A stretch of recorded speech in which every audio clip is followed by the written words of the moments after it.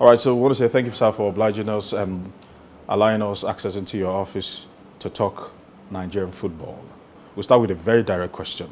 Please put it into context.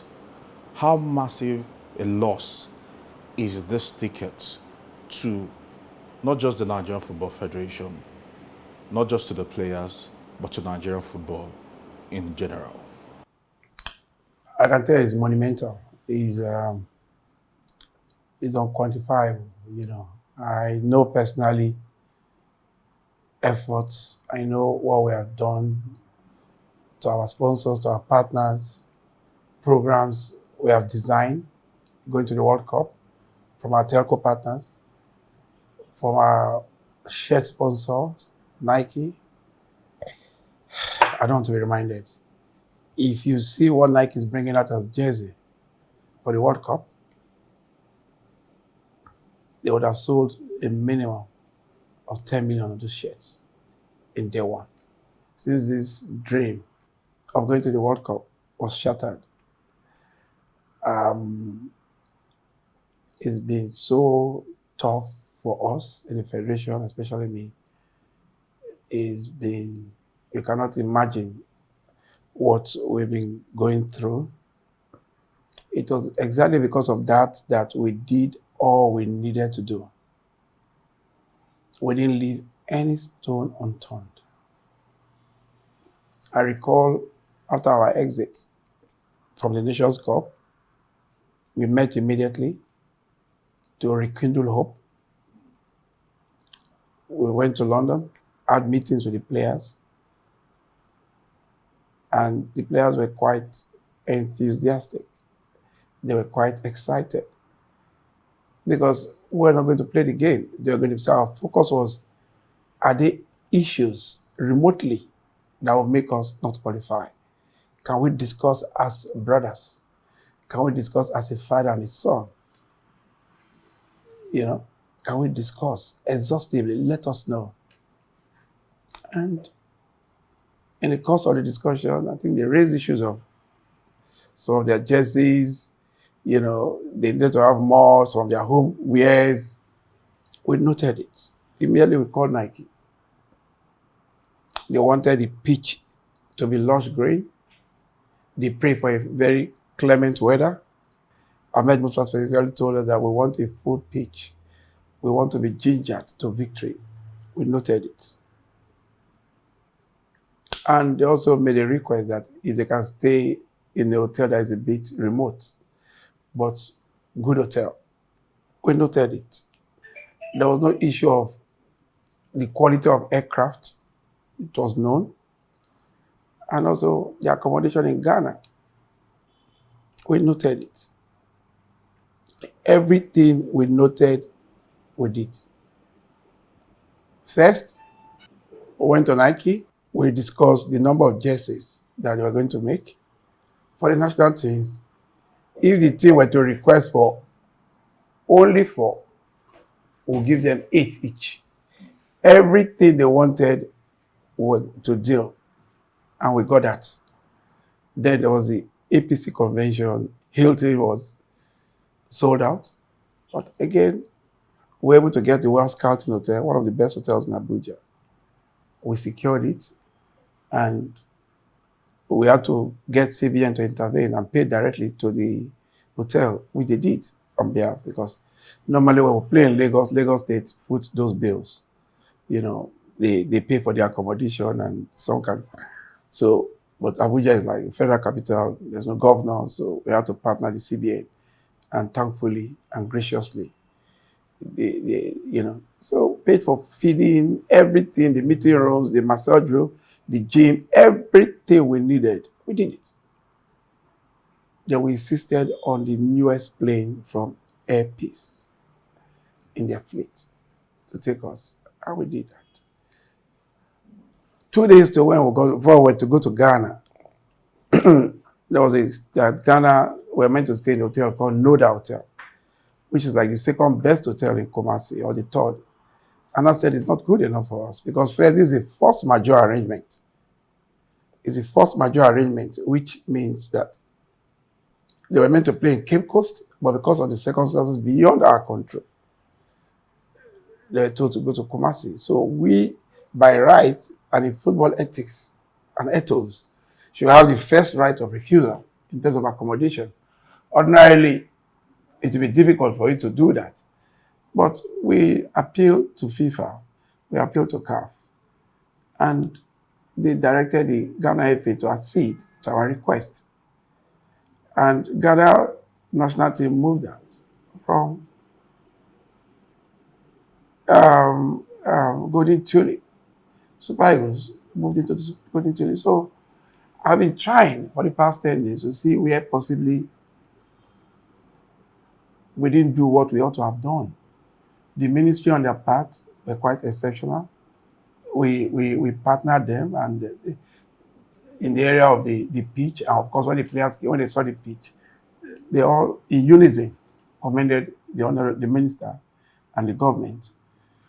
And so when I pause and I meditate and I ask possibly what is going on, I still for now, but to me it's not a blame game. The players obviously did not live up to expectations. Financial consideration was not even an issue. Whether we had sat with them and we had told them that they were going to get 35% of the FIFA proverbial largesse, which was about $8 million that was to come to Nigeria, should have, if we had qualified. But which means they were meant to get about almost $3.5 million. So, and beyond that, every player's dream is to play in the biggest stage.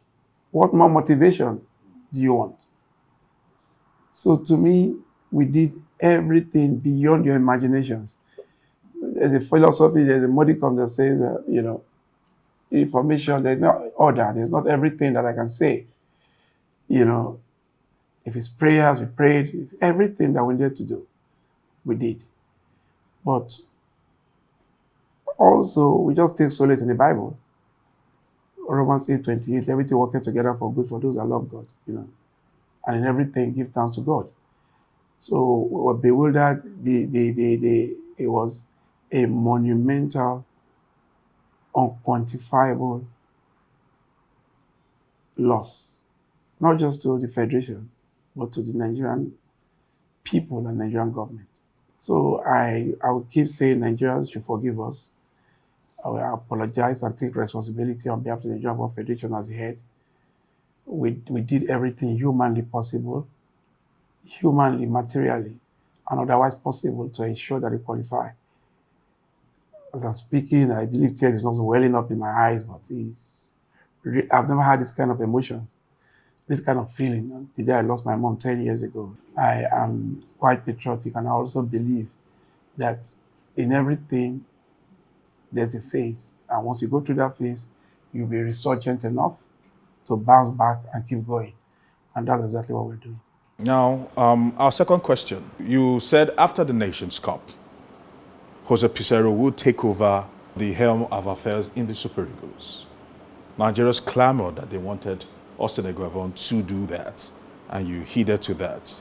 If you had the opportunity to change things, would you have actually kept Jose Pizarro, or would you probably have gone in a different direction? I don't disrespect our own coaches. They pay their dues, especially those ones that play in the national team. But there are some things that I see that you possibly cannot see. There are some things that I know that you possibly do not know. The reason why I've always advocated for a foreign coach it's not everything like Nigeria. It's because they come in with a different mindset, completely. A complete different mindset. They cannot be swayed by sentiment. They cannot be swayed by any form of, all what they want is success. And how do we apply this success? They come with their tactics. They come with their method. So that's why I've always, it's not because I do not believe in our coaches, until they develop that mindset of this is an orchestrated design to succeed. They should be able to develop that. Then I believe, because we have coaches, we have coaches that are quite competent, We have coaches that are good, but are they good enough for us for now? I think I'd rather ask that question, rather be a rhetorical question, you know. And I'm a Nigerian, I believe in Nigeria, but our circumstances are different. If you look at Senegal, for example, he was given about 8 years to learn, to nurture, and to build a team. He was supported by an FA that has been there, and for the past, Senghor, my colleague, who is the first vice president of CAF now, he's been FA president for, this is 13th or the 14th year as president of FA. And it's now that he has started winning practically everything that he needed. He qualified, you know, he's been ranked #1 for about a few years now. And he won the Nations Cup because he was able to learn the ropes and understand the dynamics and the theatrics of leadership. Leadership, not political leadership, football leadership, is quite different from the regular or secular leadership I see. So until we develop a mindset of we want to succeed, irrespective of whose us is God. We want to succeed because sentiment is not a synonym for success. If we have that mindset, trust me, because the caliber of players that we have in Nigeria is only countries like Brazil, Italy, England that have those caliber of players. But how do we put them, nurture them? A day before the game, I had a meeting with the technical crew. And I said to them, a simple question. How many minutes can Ahmed Musa play? Ahmed Musa being the only player that has played against Ghana in the past. And I recall the head coach told me, comfortably he could play 45 minutes. He can play 90, but comfortably. I asked the same question about Gallo. He told me he could play all the game. He could play throughout, you know, the full 90 minutes. And I said, it's your call. I'm not the technical guy. You are the technical guy. Egwabon has his own positives, you know. He's done well as our technical director. He's still our technical director. He's gone back to his job, which he likes so much. And we'll see how we can build him and see how we can help him and, you know, build capacity around him there and so that he can move on. Because one thing you must not take away from him or them, they are ex-internationals. They are legends. They need to be nurtured. They need, if they are inadequate in an area, you as a federation, you as a nation, will make them adequate. There's the rumor out there that the Nigerian Football Federation were the ones that did the selection of players for the doubleheader against Ghana. Is there any truth to that particular rumor? You recall what I said. Egwabon even said it on TV. He said it in one of his interviews. Amunike also said it. We never. You see, we interact. As president of federation, I'm a major stakeholder. I know what football is. I might not be a coach, but I know. I ask simple questions. And the simple question is what a layman will ask. Ahmed Musa have been the only player that played against Ghana, so you understand their mentality, their physique. I asked a simple question. How many minutes can he play? You know, then I said, I rest my case. I did not. I have never, and no member of the federation has influenced either the selection, what they do when they select a player, they send it to me. I have never. The only time, let me confess today, that I objected to a list was a list sent by Genatro without Ahmed Musa before the World Cup in 2018, when Ahmed Musa had issues, domestic issues. And he said he wasn't going to invite him. A few matches to the, I think one of the qualifying matches. I said, no, if a player has issue, is in his club, is a country that will help him. Especially those players that have performed in the past. There was a small argument, but of course he kotoed to my argument. And he invited Ahmed Musa. The rest is history today, because Ahmed Musa was the star in the last World Cup. That was the only time I intervened. And they all know. You can't just say because you have a music teacher, you will not ask what the keys are. So there are some questions that you need to ask. And I did that. I normally do that. You know, before any game, they will send their information, this is what they want. I look at the list, I take it, I say, God, please let this work. And that's the only thing I can do. There's one thing I always do. I respect legends. And you know that. We've celebrated them in our awards in the past, both male and female, because it is not easy to be on that pitch for 90 minutes. I do a lot of exercise. I know what it takes if I'm on the treadmill for 30 minutes. So you should respect and love them. And very important, who takes over from Austin Eguavon? Are we going the way of a foreign coach? Or are we keeping it at home here? What's your take about that? First, we're in touch with our players, just to make them understand that we're all in this together. And that a lot of them, you know, they are genuinely, all of them, not a lot of them. I recall Ekong sent me a message, called me, almost weeping, you know, apologizing and said that, you know, so all of them, you know, so they know what is at stake. Because for the Nations Cup, there are no small teams anymore. The last Nations Cup demonstrated that Gambia, Comoros, Sierra Leone, I mean, so you can be in a group, all the groups are groups of death. So it's going to be a very tough call. But the technical committee, I'm not going to delve into what they are going to do. We can only guide them. Then when it comes to the executive committee, whatever they propose, we'll look at it as an ESCO might decide to accept or not to accept. And at that point, we can also decide to look at other CVs and say what we want to do. But one thing I can guarantee you, we are getting a foreign coach. Within the next, not few weeks, within the next 7 to 10 days, we'll announce a foreign coach. Are we going back to Pesero, yes or no? It's not impossible, but would you want to come? If we would want to come, then it would be a major plus for us because it shows that he loves the country. Because before now, remember I told you then that he has the data of all our players and he's using the software called the Y Scout to profile all our players and he knows their strengths and weaknesses and how to, he's a top coach, he's a top coach. If Pesero decides to come, I don't think we'll have a debate over it because he wanted to achieve success immediately, what's called a quick impact success.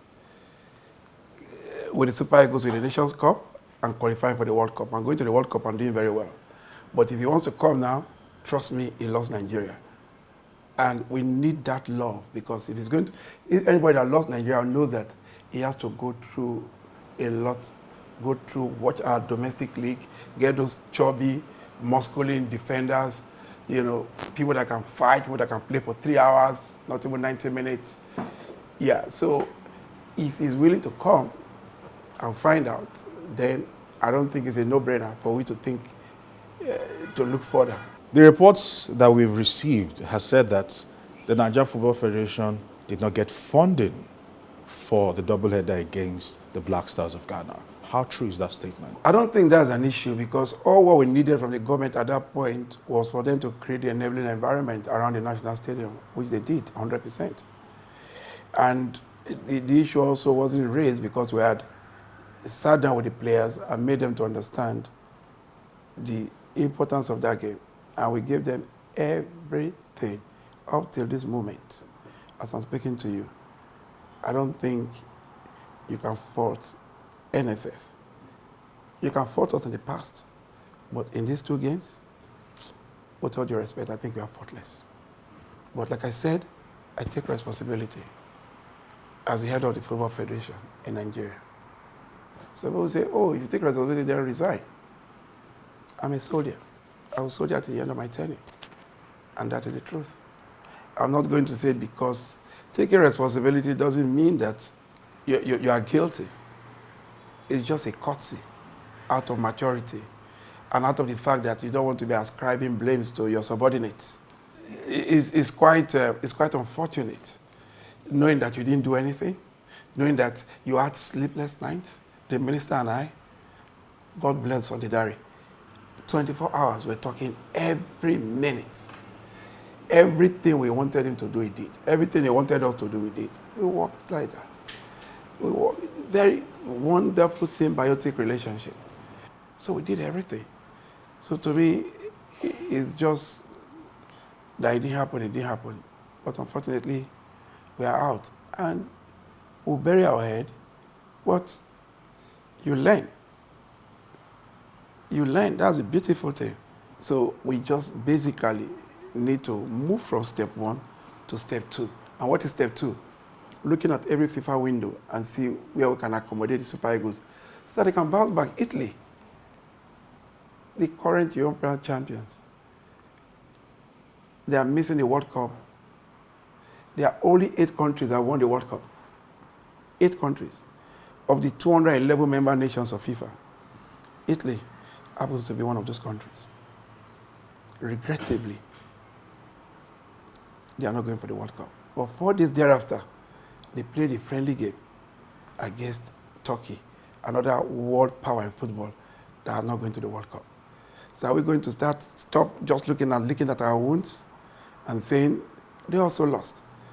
What Italy would have lost would have been 10 times more than what Nigeria would have lost, because we are from two different climes.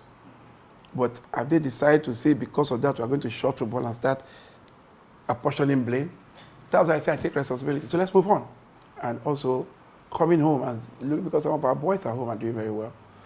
We just hired a scout that's submitting names of very fantastic players in the local league. So let's see. Because it's football, it's 11 and 11. The Egyptian national team, when they came to the Nations Cup, they had only 6 professional players, foreign players. All the rest were their home-based players. You know, so Morocco as well. When Ziyech, the boy in Chelsea, said it's bigger than his country has qualified for World Cup now. Where Eric Cantona and Ginola in 1998 said, oh, without them, France is nothing. What happened? France won the World Cup. Emile Jacquet said, go to hell. The entire France population wanted to come to kill him. At the end of the day, what happened? He went to the World Cup with Thierry Henry, with Pires, with, with those players, Blanc. At the end of the day, what happened?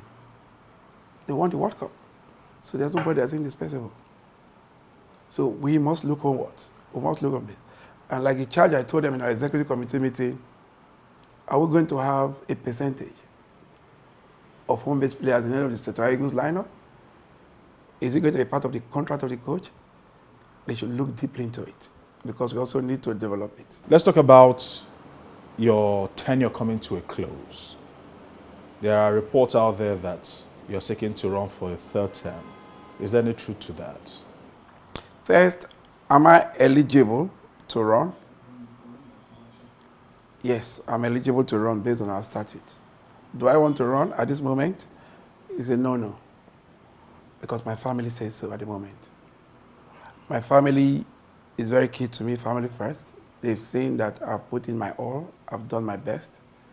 They've seen that it's taking a toll on me, taking a toll on the family. And that they believe that it's time that I should move on. It's a very regrettable decision, but even though my family is very keen on it, I have my colleagues, both in FIFA and CAF, and some discerning minds in Nigeria that believe that my continuity will be a very robust development for Nigerian footballs. I've been there for 8 years. They cited examples of Niger, Ghana, Burkina Faso, and other countries. Senegal, a lot of other countries have been there for a while. Even the president, one of the former presidents of Spain, he was there for 30 years. He was also a FIFA Council member for 16 years. Because ordinarily, I would have loved to, but I listen to my heart, I listen to my family, because they are key to me. So at the moment, it's a no-no, because my family says so. It's not just my immediate family, because, you don't know what I go through. You don't know 1/10 of what I go through being president of the Nigerian Football Federation. Whenever the country is playing, my heart goes, I hope it doesn't pack up one day. So there are a lot of considerations, but the truth is, it doesn't stop me. It doesn't change my being in FIFA and CAF. I'm a member of the CAF ESCO. I'm an integral member of the CAF ESCO, and I'm also a very strong member of the FIFA Council. The next 4 years, by God's grace, I run again, and I continue. because we understand the politics of the game, and if you look at the way we've run the Football Association for the past 8 years, it is the first time in the history of Nigerian football that you don't see internal bickering. We build that bond of family within the federation. Oh, they call my federation members all sorts of names. You cannot do this to Pinnick. You cannot, no. Because you give everybody their respect. That's leadership. Give everybody their rule and allow them, like you told me about technical committee, let them work. If somebody has it, a member of my executive committee, security committee, let them work. When it comes to responsibility, I take responsibility. Why wouldn't they like you? Tell me. Are you sure changing anybody? No. Are you telling anybody no? So to me, at the moment, it's a tough call, but I can tell you that someone has to try. Finally, what is your biggest legacy as the president of the Nigerian Football Federation? In spite of the anonymity of challenges that we have, anonymity, I use the word. We came in when our finances were -0 in terms of private sponsorship. As of today, based on our last audited report, we are doing about over 80%. You are aware what has been going on with our qualifiers without even making overtures to government. We have brought Nigeria back to the global reckoning.